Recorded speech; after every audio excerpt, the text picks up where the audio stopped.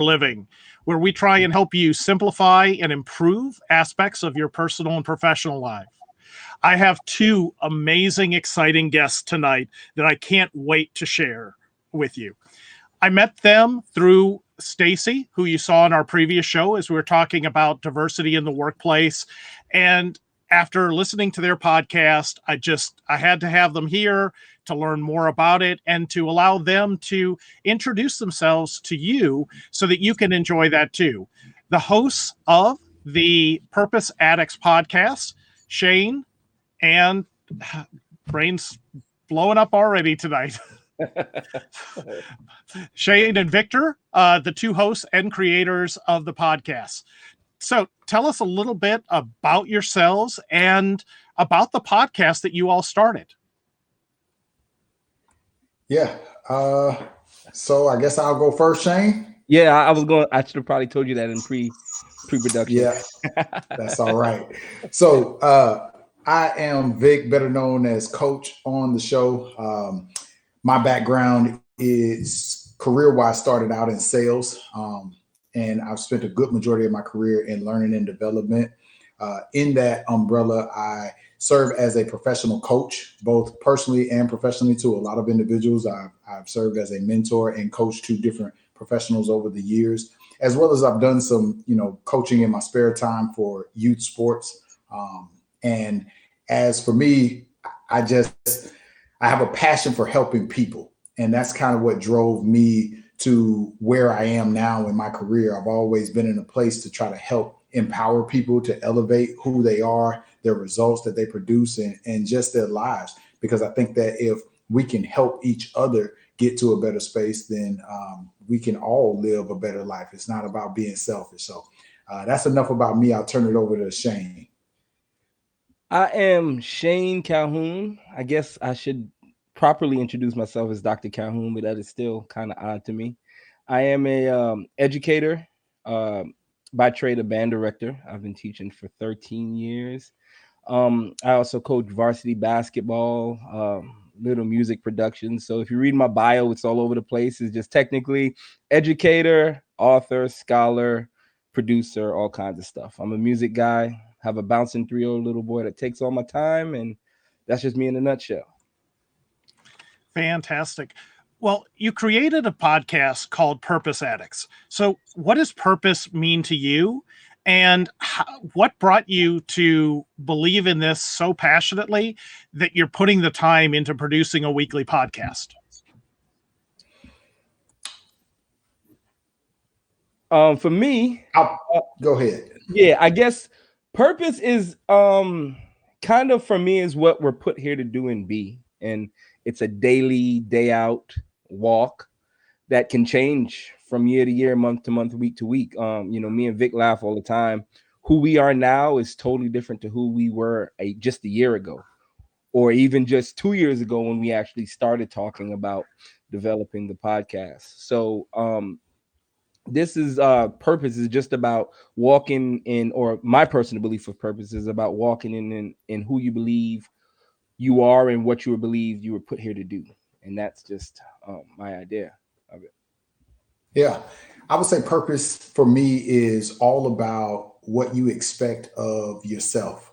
I think that if we believe that we can achieve great results, then we will. Like, I'm the type of person that I try to remove, and here I am. I try to remove the words try out of my vocabulary, because if I start to say that I am are the two most powerful words that exist in the English language, because anything you say after that is what will come to fruition. So purpose for me is all about your I am, what you believe you can do, what you believe you can achieve. And because it's so powerful and energy is contagious, you have the ability to inspire others to be great in their walks. And that's a lot of our relationship. Shane and I have been friends over 20 years now, and our walk together has helped to inspire one another and shape one another to not only pursue our passions and our purpose, but never stop pursuing those same passions and purpose. It's one thing to pursue your purpose and dedicate time to it. I think It's you're another- muted. No, I can hear. Okay. Can you hear me now? Go for Yeah. it. Yeah. All right. So it's one thing to try and find your purpose and work to better achieve it. It's another thing to help other people find and maybe achieve their purpose. But then you both are taking it to a whole nother level, which is not only are you trying to help others, but you're creating a platform that is more universal, that you can help a wider audience.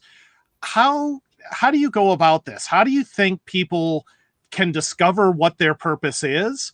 And what are some of the barriers that we face finding and achieving our purpose? Yeah. So let's give a little background on the show and how we got here. The original name of the show was not going to be Purpose Addicts. Forgot what be about it. Yeah, that's right.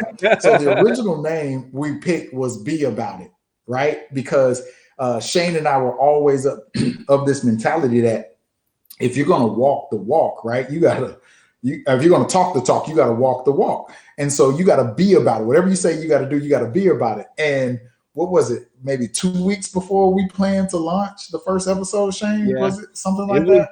It was, I think we had either launched or it was after. Basically, we didn't think it through in the pre-production of it. We found out that somebody had already had a podcast named Be About It. So multiple. So we kicked the name and the idea around of different names, and we landed on Purpose Addicts. And we landed there. Mind you, when we figured this out, that there were multiple shows that were named Be About It, he called me and we're talking about it. And literally right there on the phone is where we talked through the name. What is it that we want to accomplish? And we just kept saying we want people to fall in love with pursuing their purpose the same way that we have. Our relationship and how we've helped to push and motivate other people. And we want people to become addicted to that. And then I remember there was this silence. And from that silence, it was like, hey, what do you think about Purpose Addicts? And it stuck with us. It grew on us. We thought about it. We even told ourselves, let's take a couple of days to chew on it. Initially, we said Purpose Junkie, but we was like, Junkie sounded just so much worse than Addict or something about it. So we took a couple days and we landed there. It was like the conversation was as simple as, how does it sound to you today? And we're like, it sounds great, so let's run with it. Yeah. And so to your question about the barriers that exist in finding purpose, I think there's a lot of mental barriers that we have to overcome as individuals that keep people from discovering, walking in, and fulfilling their purpose. And some of that comes from past experiences where they've tried and failed. Some of that comes from just core values. If you've never been around people who uplift you and tell you that it's okay to fail, it's really hard to see that anything is possible or that you can have a better life.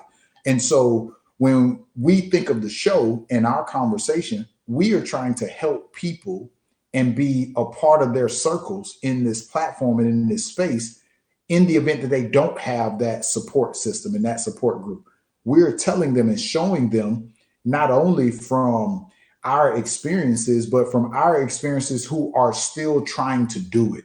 We're not, people who are these super successful individuals who, let me tell you how we became successful and millionaires. And that's just not who we are. We're everyday people who are your neighbors and your community members who are pursuing our purposes in life. And we understand that purpose is infinite. It doesn't stop. 100%.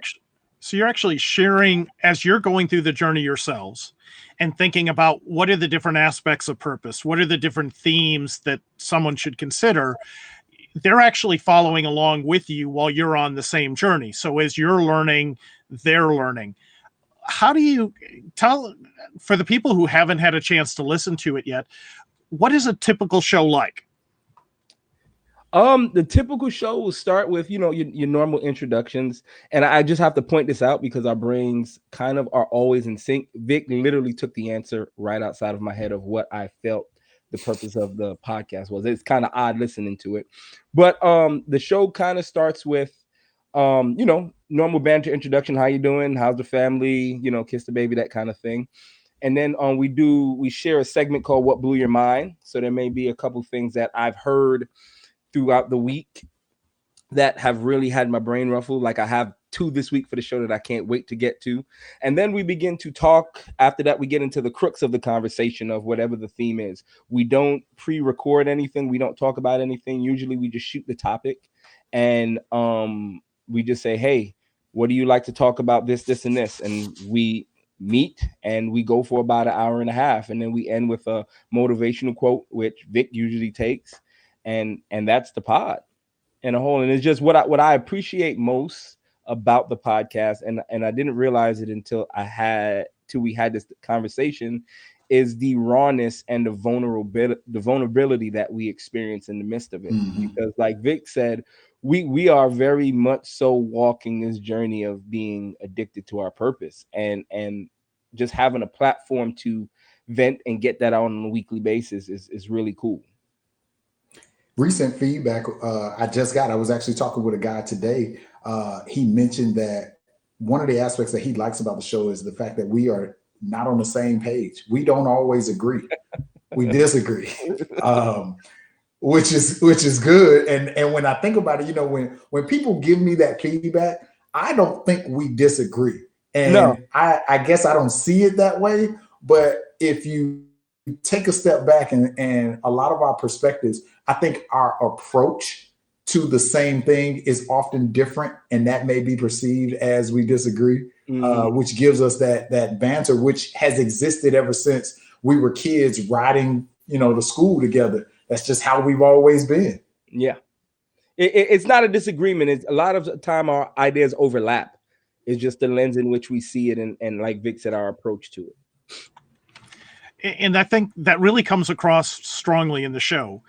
The banter, the conversation, the trust that you have, it translates almost like you're sitting down with a couple friends and listening to one of the most interesting conversations. And your disagreements aren't arguments, but they're productive, saying, well, I have this perspective, or you have this perspective, or what about this? Or maybe, this is more important than the other. I can understand that, but here's where I was looking at it. And I think working through that between each other in that conversation helps people work through it in their own mind and helps internalize that situation as well. Yeah, that's perfectly said.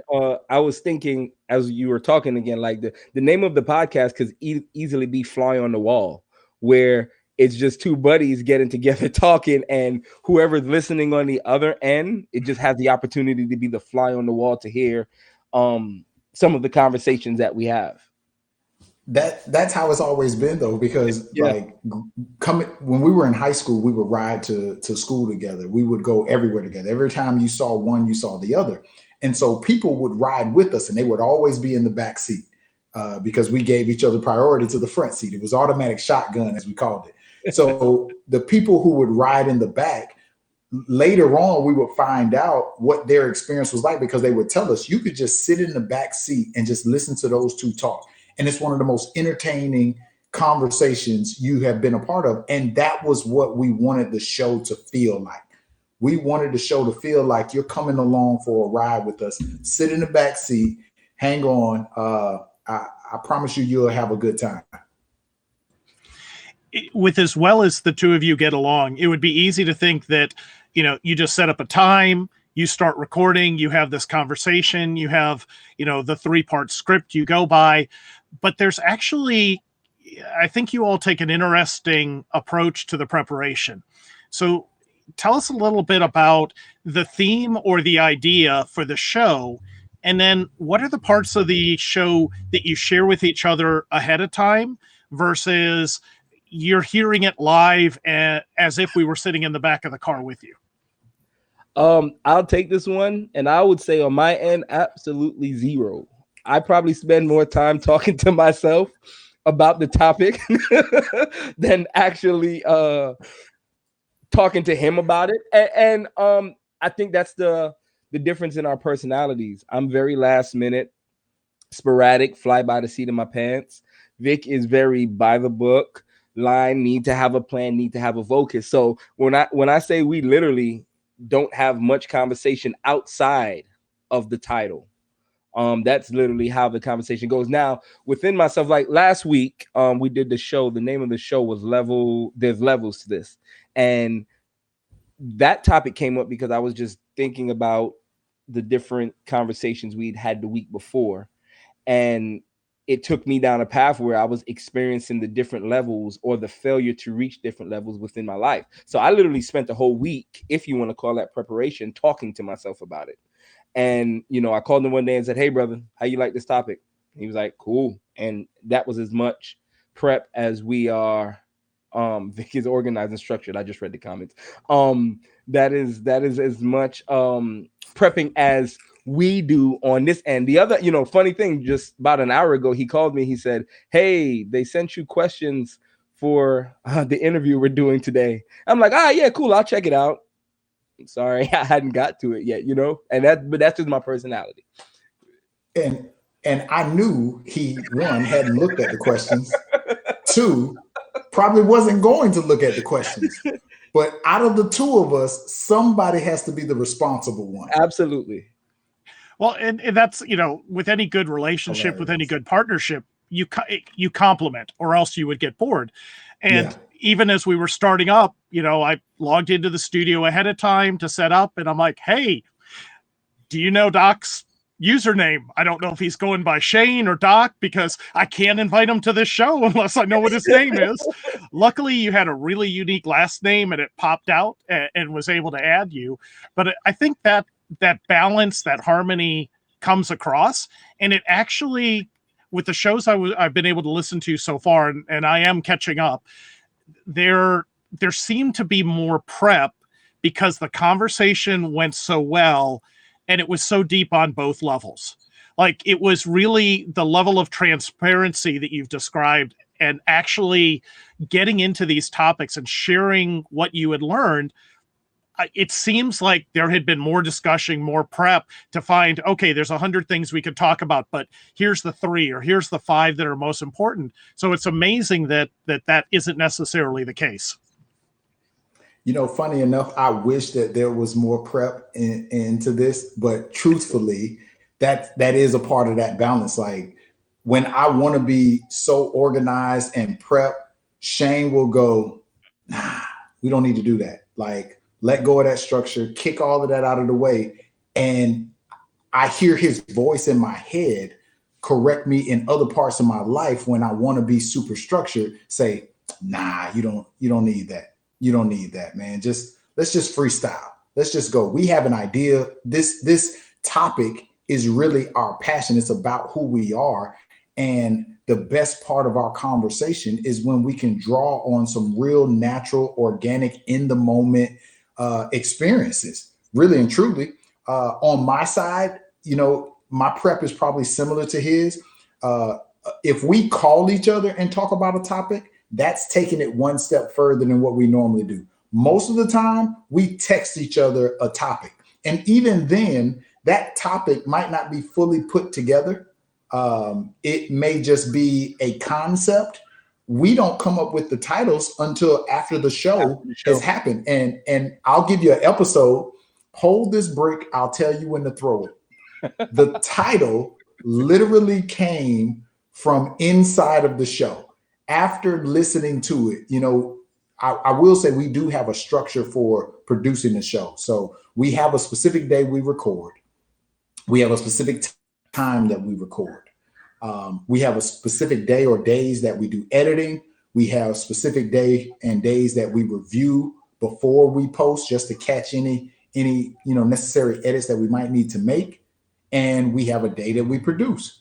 And that is our routine. When we started the show, this was just an outlet for he and I to get out some of these thoughts that we've had and discussions that we have with each other.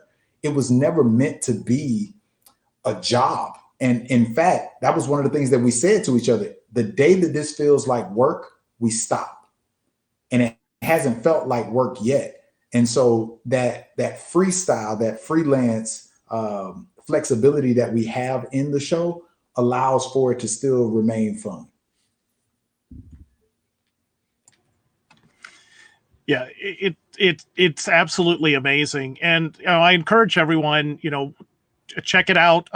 Wherever you saw this posted, we're providing links to Anchor where you can check out the show and listen along. We've had some great feedback from some of the people who are watching this live on Facebook. I imagine that they're already familiar or fans of the show.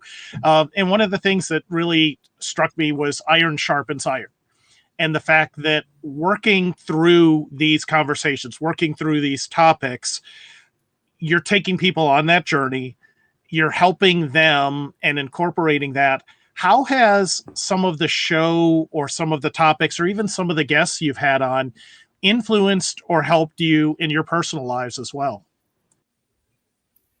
For me personally, it actually just transformed my way of thinking, because although I've always been the fly by the pants kind of guy, I've actually reached a space in my life where I'm looking to be more thought out. So doing the pod has put me in two places. One, it has put me in a place where I have to apply some of the things I preach, and then I also have to apply some of the things that I'm hearing from Vic, because on a weekly basis we get good stuff. But the other way that it has challenged me personally has been just the daily almost interactions that I have with Vic. And he would probably admit it, that we kind of have a unspoken competition with each other, where it's like we try to keep pace with what the other is doing. So if he's making, if he made 6 moves this day and I made 5.5, I sucked. I didn't keep up. So it has created this sense of almost like an accountability partner for me personally, that just on a daily basis just keeps me pumping and moving, that I have to get better, I have to produce, because my partner is producing. If you follow us on any of the social medias, this guy has been on fire with the motivational posts. A couple of times I've just seen the post and I've missed who's posted, and I'm like, that has to be Vic. And sure enough, I scroll down and there it is. So it's just been a motivation and just giving me more of an accountability and a purpose to keep pushing and moving towards the things that I believe in. Yeah. For myself, we've had a lot of amazing guests on the show. They come from our network. You talk about iron sharpens iron. One of my favorite quotes was by Grant Cardone. He says, "Your network is your net worth." I'm a firm believer in that. And so when we have a guest on, we know that we don't have all the answers. We have our own unique experiences, but our guests have their own experiences.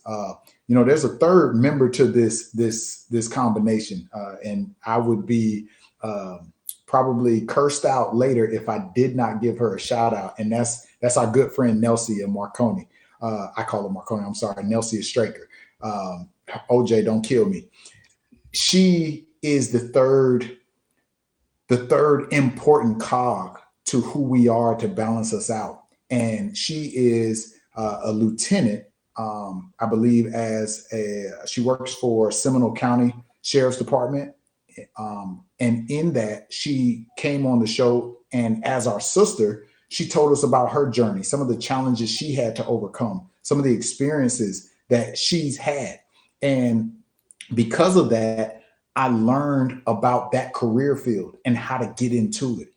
And so as I mentor young men and women, as I talk with other people who are telling me about the things that they're most passionate about, but they're not sure which direction they want to go, the experiences from our guests, we get to share with our networks. We get to share with these different people that we come in contact with, and we get to say, hey, I don't have the answers, but I know someone who does. I know someone who can help you with that. And so, yeah, we've had a lot of amazing guests. I mean, my sister, she's a nurse practitioner we've had on the show. We've had, oh my gosh, we've had financial advisors. Friends from high school that one of us have been friends with for probably close to 30 years, 28 years of our lives.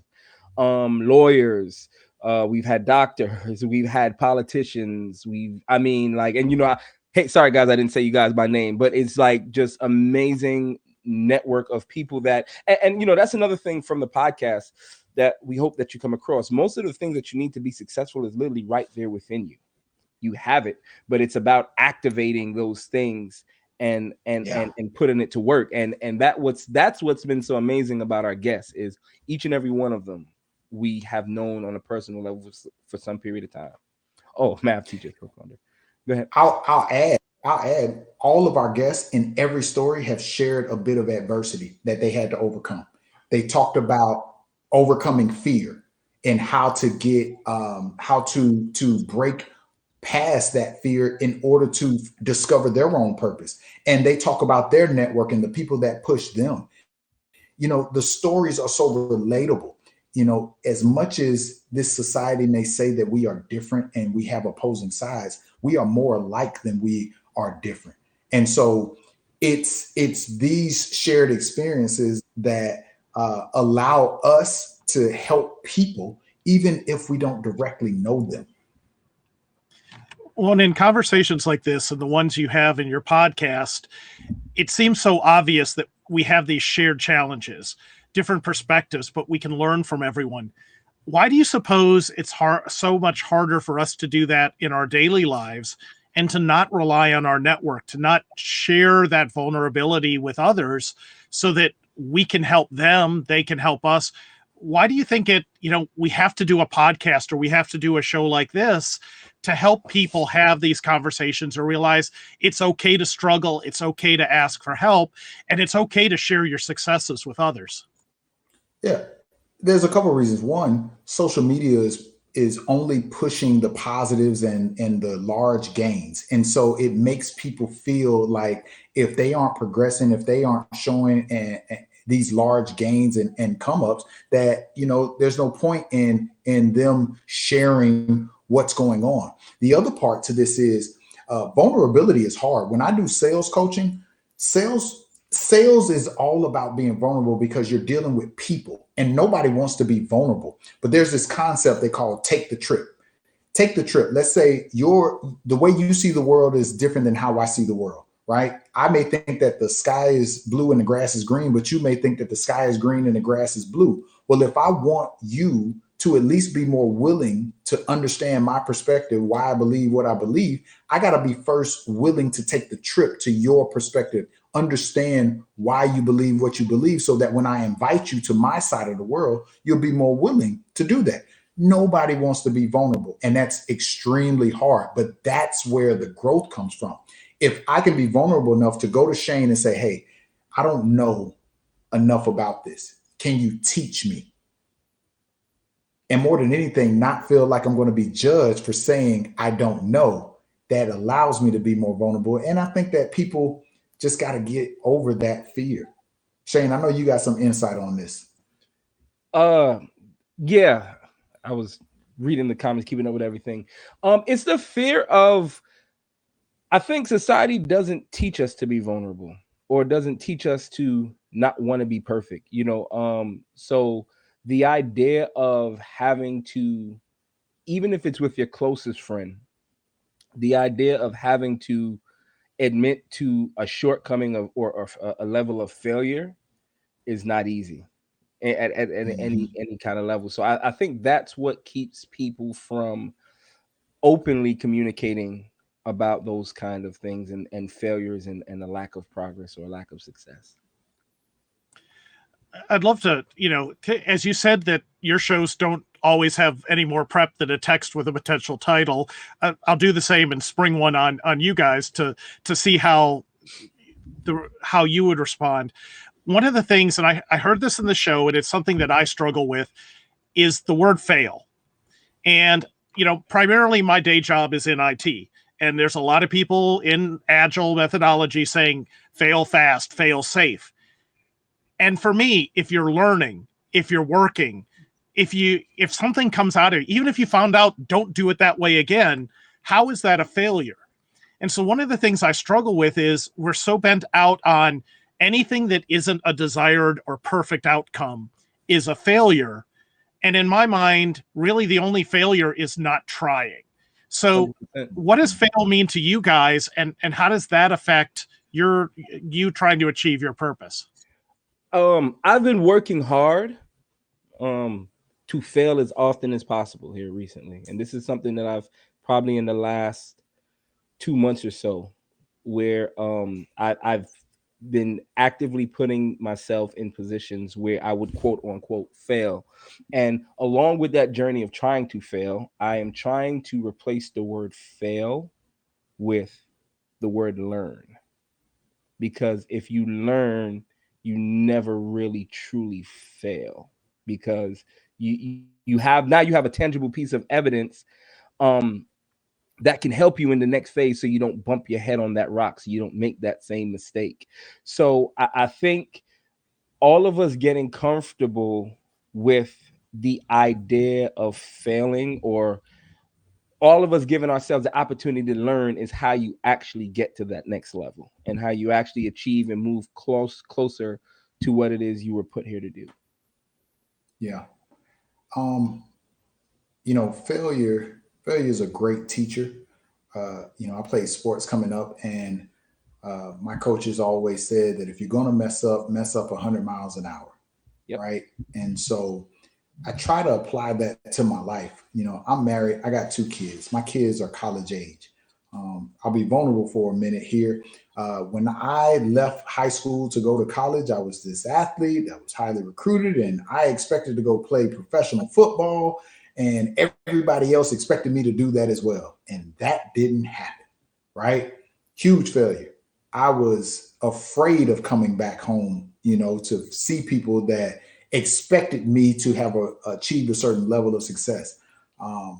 And when that didn't happen, I had to learn how to deal and cope with that failure. What that forced me to do is to understand that I didn't fail because my journey was designed perfectly for me to have experienced life that way. My kids, as they approach college age, they are pursuing career fields that don't require you to go to college. And it got me thinking about the ways that I believed, or at least the constructs that I thought I believed, in terms of how you make it in this world.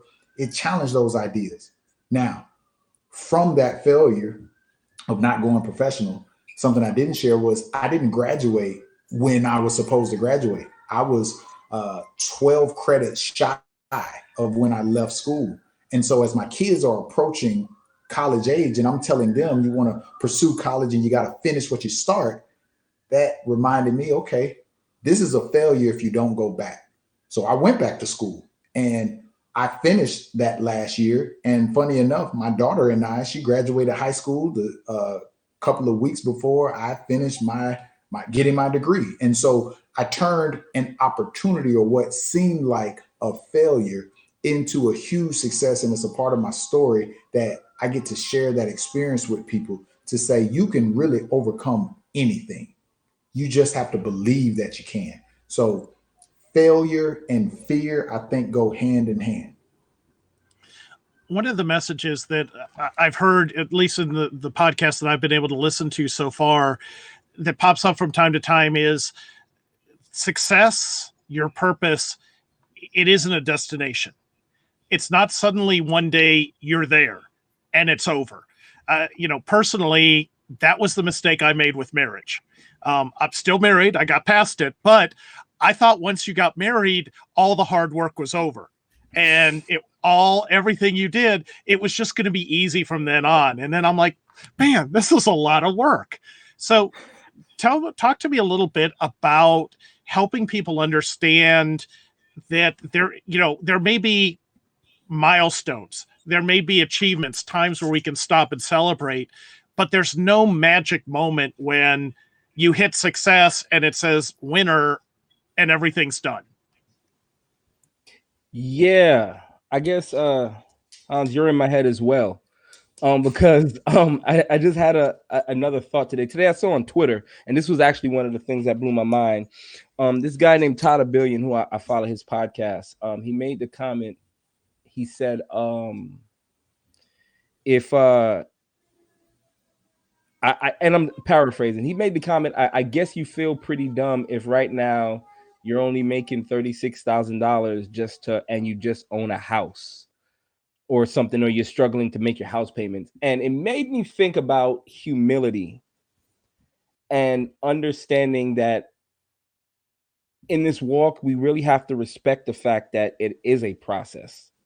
Like, what if that person was only making $36,000, but they busted their butt to get to that point where they just earned that amount of money, or to get that house because they were taught that buying a house is always a good investment, which it is.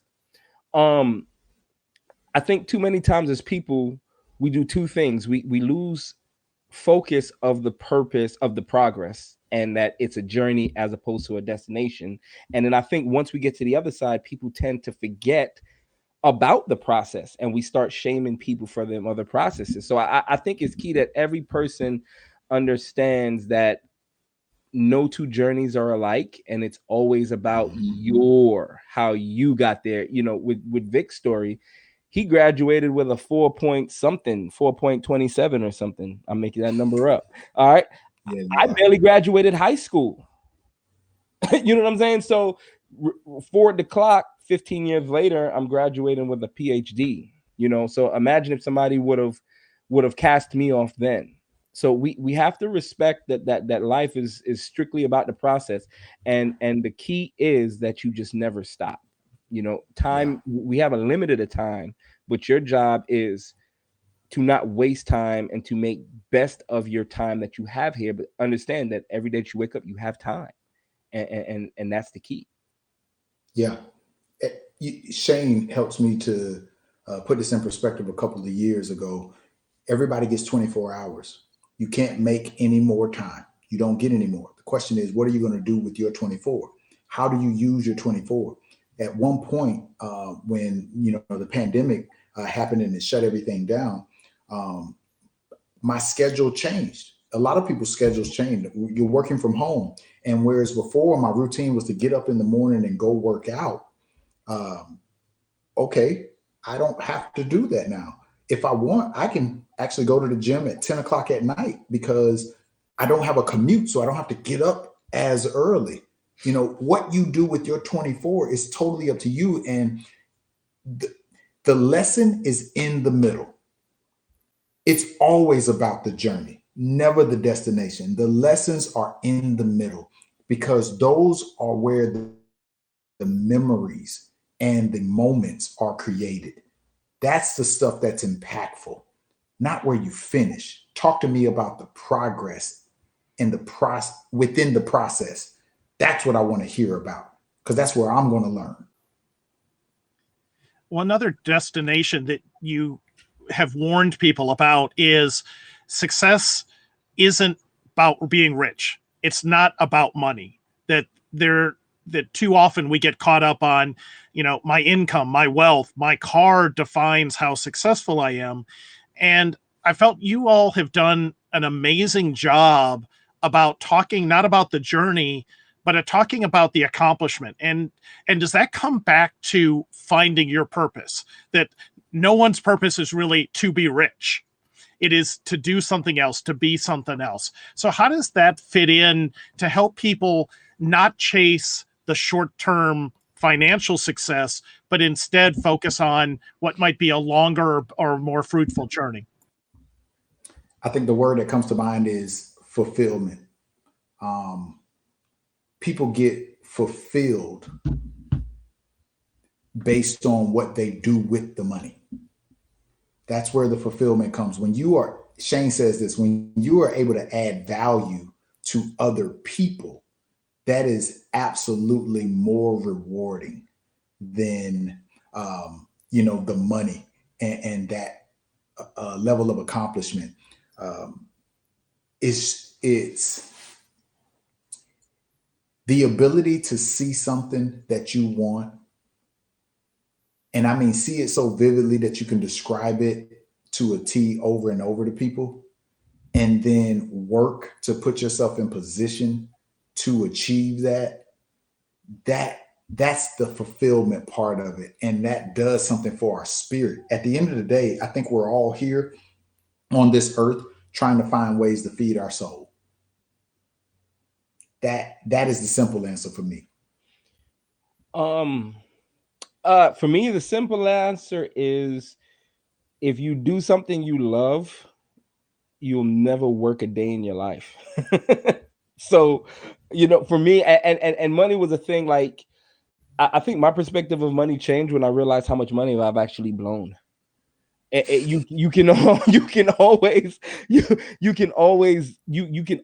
find a way to make money. Money is one of those things that to me it's an easy chase, and you can always make the money. But it's about, if everything was to be stripped away, all the nice houses, the cars, the jewelry, everything, would you still be able to wake up every morning and still be happy with yourself and happy with where you are in life? And that for me is why I say that, money for me doesn't matter, because at the end of the day, I would much, I tell my kids all the time, I teach high school kids, and at that age, everything's wrong with the world. I tell them all the time, there's somebody this morning that woke up under a bridge with a cardboard box, and they got up, they stretched, and they said, life is good. What are we complaining about? That's just my idea of life, kind of. Now, don't get me wrong. I enjoy money. Absolutely. Money options. And we don't want to double thumb down on ourselves. We'll take every bag that we can get. But at the end of the day, we're more driven by, and I say we because I think we speak for each other in that sense, that we're more driven by achieving our goals and our purpose, and knowing that if we're walking in those things, we're going to be financially taken care of. Handsomely. Yeah. For a while, I live, and I probably still do live by this mantra. I want to inspire greatness. I want to be a change agent that people like, love, and respect. Nothing about that has to do with money. Well, and when it comes to money, there's a quote that was in one of Dean Koontz's book, Fear Nothing, although I might have the title messed up if that was the second in the series. But he's talking about it isn't money, it's time. And when we have money, we don't have to work as hard to survive or to get the things, but it gives us the time to devote to those things we want. And so to what Doc said a second ago, if you blow that money, you're blowing time. You're blowing the option, the ability to say, do I have to pick up this side job, or do I have to work this extra, or could I work part-time and devote half time to the podcast? And I think that rephrasing that, or looking at that as, can I get more out of my 24 if I don't have to worry about the money?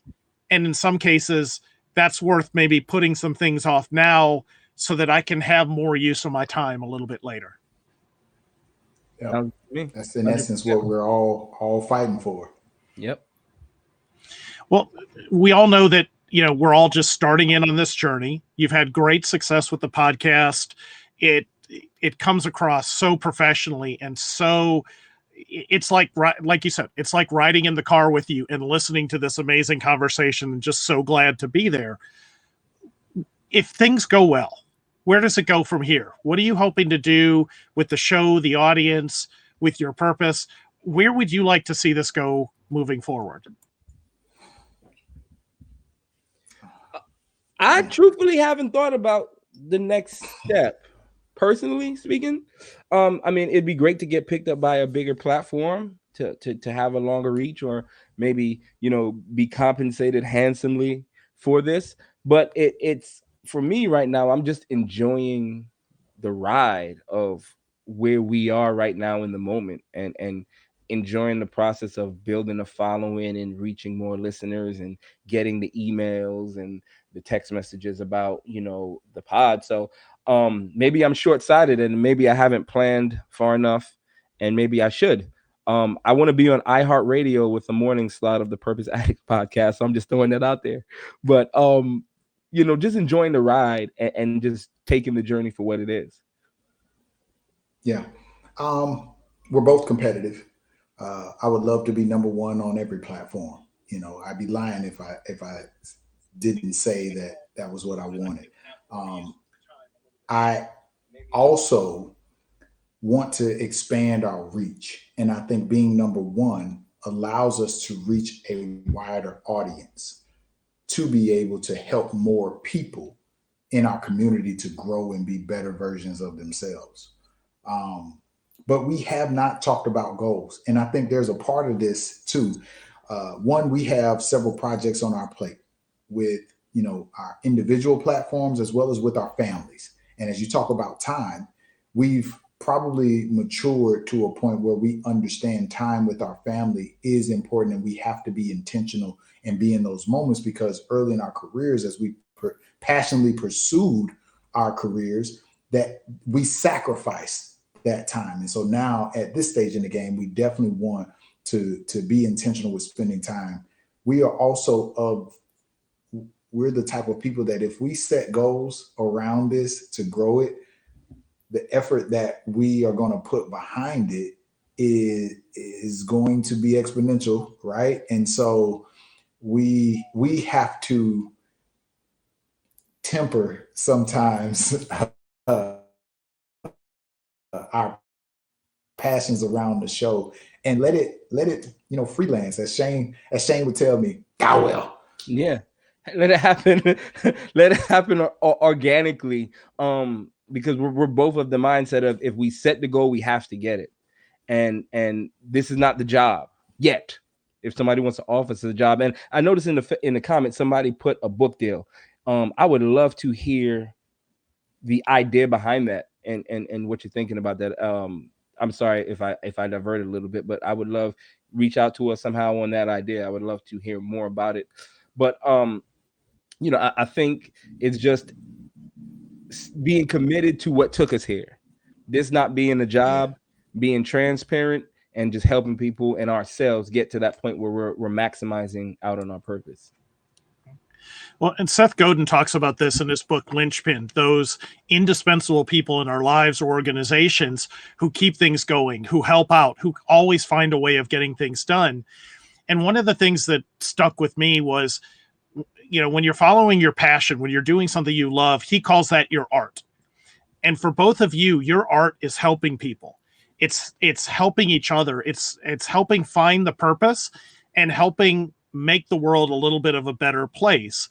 And so a tangent lesson that he brings onto that is, if you're doing your art and you're giving it away for free, eventually the monetization finds a way of catching up. So if you're doing it solely for I want to get picked up, I want to make money, then I think we lose a little of the art. It becomes the business.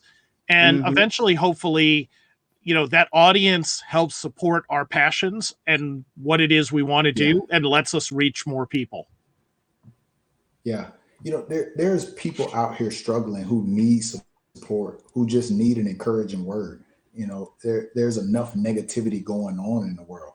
Like that, to me, that's what's next. We're going to continue to recruit more people to help us spread that positive message.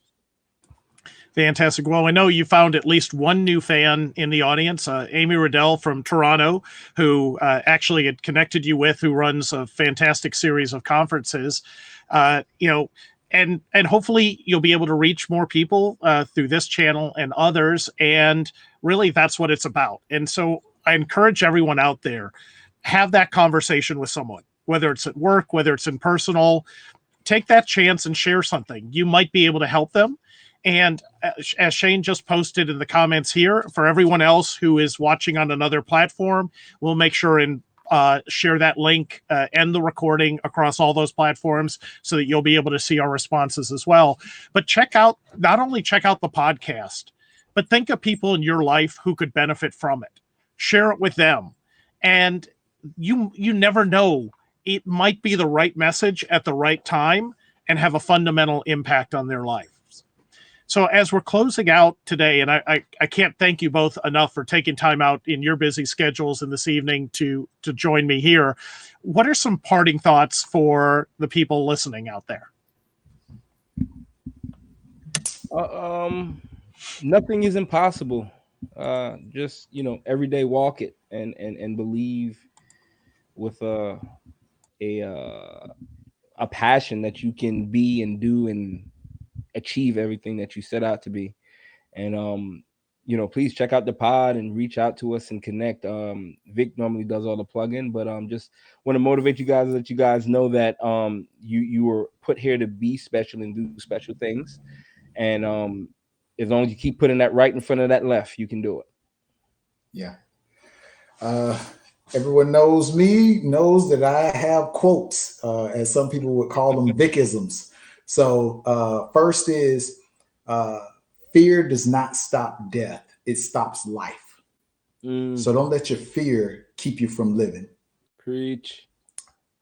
The other is, as you think about the people in your circle, those people should feed you and feed your soul and should encourage you and push you to be better. However, not everybody wants to get better, and that's a choice that people make. So the last quote I'll leave you with is, if you can't change the people around you, then maybe you need to change the people around you. Outside of that, check out the podcast.